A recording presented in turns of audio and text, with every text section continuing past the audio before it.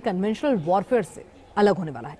इसी वजह से भारत ने भी उन नई मिलिट्री इन्वेंशंस की तरफ बढ़ने का फैसला किया है, जिनके लिए रक्षा मंत्रालय ने फास्ट ट्रैक प्रोसीजर के तहत वेपन सिस्टम खरीदने का फैसला किया है।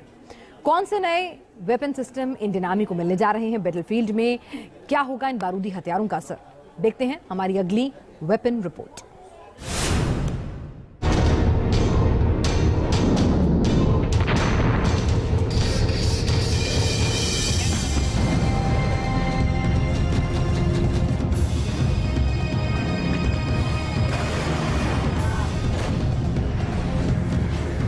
टैंकों के धमाके, मल्टी बैरल रॉकेट लॉन्चर से फायर, मिसाइलों के घातक प्रहार। रूस और यूक्रेन के महायुद्ध ने 21वीं सदी को कन्वेंशनल वॉरफेयर की एक एक तस्वीर दिखाई और साथ ही ये सबक भी दिया कि आने वाले दिनों में अगर कोई युद्ध होता है तो उसके नतीजे कन्वेंशनल वॉरफेयर से तय नहीं होंगे। इसके लिए जरूरी होंगे नेक्स्ट जनरेशन वेपन्स, और ऐसे ही कुछ वेपन सिस्टम्स को अब भारतीय शूरवीरों के लिए खरीदा जा रहा है।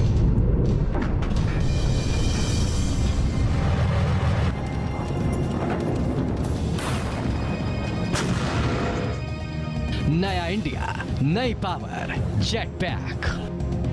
जेटपैक्स का आविष्कार तो इंसान को परिंदे की तरह हवा में उड़ने के लिए किया गया था, लेकिन बहुत जल्द मिलिट्री की दुनिया की नजरें इस तकनीक ने खींची और आज जेटपैक्स की मिलिट्री इस्तेमाल पर टेस्ट शुरू हो चुके हैं। ऐसे ही जेटपैक्स अब जल्द ही इंडियन आर्मी के पास भी होंगे।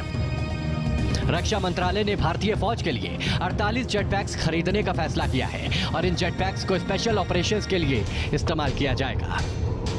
भारतीय हालातों में ये जेटपैक्स कैसे काम करेंगे, इसको आप कुछ इस तरह से समझ सकते हैं। अगर आतंकियों ने किसी बड़े पहाड़ या दीवार की आड़ ले रखी है जहां पहुंचना आसान ना हो, तो एक जेटपैक ऑपरेटर हवा में उड़कर जाएगा और इस बाधा को पार कर सीधे टारगेट पर इफेक्टिव फायर डाल सकेगा।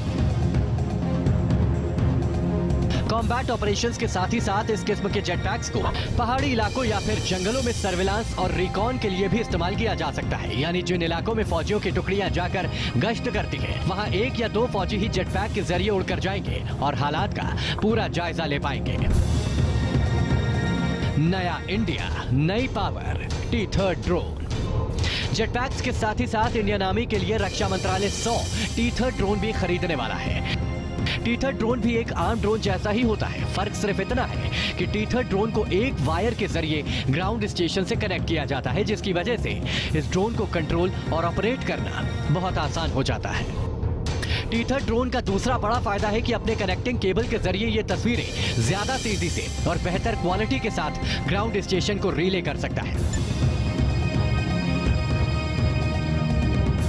नया इंडिया, नई पावर, रोबोटिक म्यूल्स।